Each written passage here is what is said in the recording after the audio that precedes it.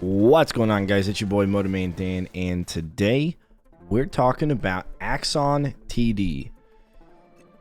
Now, for the towers category, I labeled this a 10 out of 10.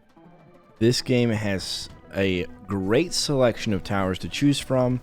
Every tower gets their own upgrades. You can even upgrade 3 of them. You have 3 different upgrades per tower, plus a universal upgrade for all towers of the same type. And in addition to that, they have some towers that have synergies with the tower classification that it's a part of. I guess they're like different factions or whatever, 4 of them. And it's just great. You can mix and match the towers you bring with you. And there are even some like small associated towers that you get as well. Yeah, I'm the towers in this game are 10 out of 10 for sure. For the enemies, I said on this game it's about a 7 out of 10. From what I could tell, it's a good variety. It's a little hard to tell them apart. There doesn't appear to be a bestiary that I could find, and there doesn't seem to be any special abilities. Like there is some healing, I guess, going on, which is why it's a 7 out of 10. It's not terrible, but it's just not very noticeable. Like no tower disabling, no ally speed up, I don't know, stuff like that. And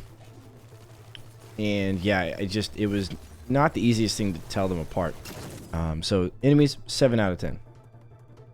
Progression, 10 out of 10. I love seeing progression like this in tower defense games. The progression on this game was amazing. And that's because the story mode has its own thing where you have upgrades and you go through whatever. But then you have endless mode, which looked like, or survival mode, which looked like there was a whole different tree of upgrades that you could unlock separately from story mode.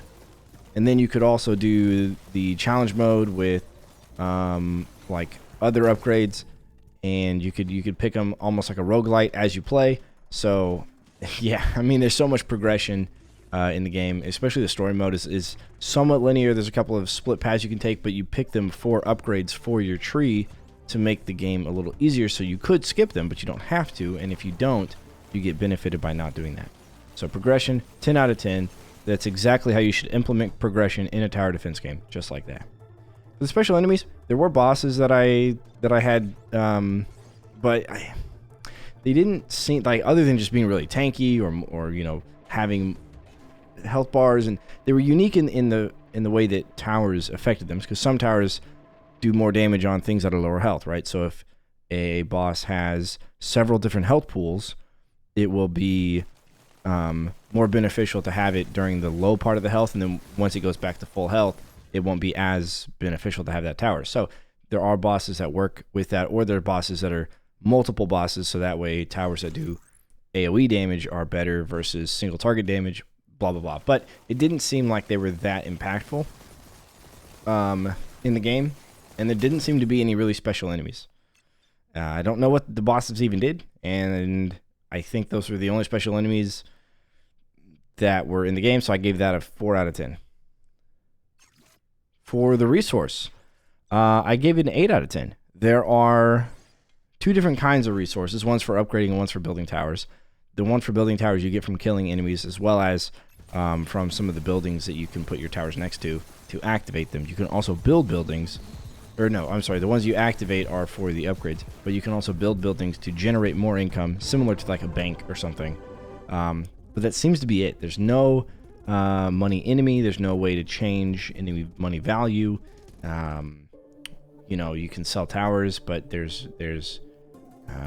that's all there is for resource. So I gave it an 8 out of 10. It's still, there are still ways to make money to, make that income, but it's not. It's just not great. But yeah, it's going to be hard to reach 10 out of 10, but I already know some games that are going to do that. Okay, the micro/pacing. I think the micro pacing is pretty good. I give it a 9 out of 10. All the hotkeys seem to be there. It's very easy to click on towers, upgrade, move around.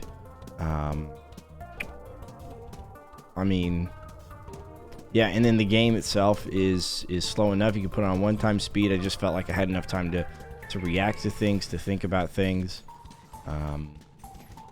The distance between the portal and the end portal, I guess, seemed to be a good distance, and yeah. So I gave that a 9 out of 10. The macro play, I give it an 8 out of 10.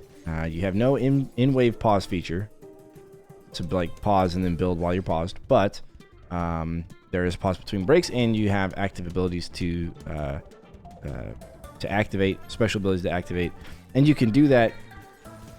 You can change those out, and then they cost the upgrade currency as well. So, and they have a small cooldown, but you can change those out to be different specials that you can activate based on like the tower, your playstyle, or if you want to like try it again or whatever. So I think the macro play is there, but it's not like a full 10 out of 10. I think it's a good 8 out of 10. For map design, 10 out of 10. Purely. I mean, these maps are great because not only can you route enemies, right, like normal, but with boons, you can change the map yourself. You can just connect different pieces of the map, and you can build it really however you want. As long, you know, it'll work, obviously, but being able to modify the map infinitely adds to map design. Additionally, they weren't all the same. There were special map tiles, some that are default blockers that you can't get rid of without special upgrades or special boons. And then there was other ones that would rotate a section of tile, which was really cool. So I think the map design on this is 10 out of 10 for tower defense. For the tower defense genre, I give it a 10 out of 10 for this game. The strategy to combat ratio, I give it a 6 out of 10. There's no combat, which gives it an automatic 5.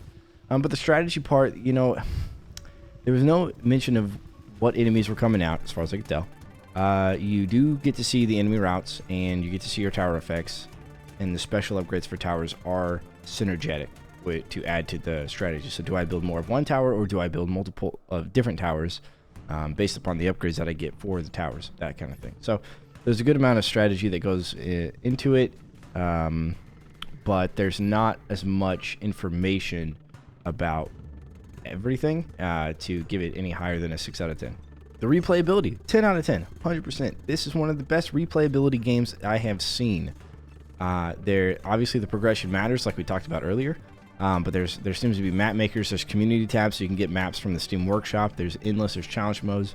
There's the story, of course, like normal, the linear progression story, and there's separate unlock trees for all the different game modes. So you can do so much with that in the replayability. And of course, there's the Steam achievements. So I think the replayability is great. I think the game is captivating enough to warrant that. Lastly, the price, I give it an 8 out of 10. It's rated for $19.99. I think it's a bit steep. I think it's worth about $16.99, so I gave it an 8 out of 10. So I'd buy it on a slight sale, but not a massive sale. Just because of the amount of replayability and uniqueness of the towers. You know, the enemies, they have to exist, but the towers are kind of what make this game pretty special, and the replayability for sure. There's just so much that you can do in this game, but I think $20 for a tower defense game is a little bit on the steep side. So yeah, so in total, with all that being said, all that being added up, and the price being the bonus, I gave it 87 out of 100, which brings Axon TD to the S tier.